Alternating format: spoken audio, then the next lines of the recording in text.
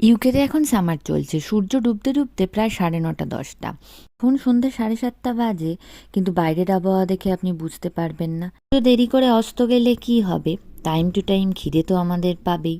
এবারে সুপার মার্কেটে যখন গেছিলাম তখন এই সুইট কর্নের প্যাকেটটা এনেছিলাম। কেটে তো আমার মাথায় হাত, ভুট্টাটাকে যে পোড়াবো, কিন্তু সেই ডান্ডিটাই তো নেই যেটা ধরে ভুট্টাটাকে আগুনের ওপরে ঘোরাবো। তাই সৈকত কোনো একটা জোগাড় করার চেষ্টা করছে। একটা ছোট শিক নিয়ে ভুট্টাটার পিছনে ঢুকিয়ে দিল।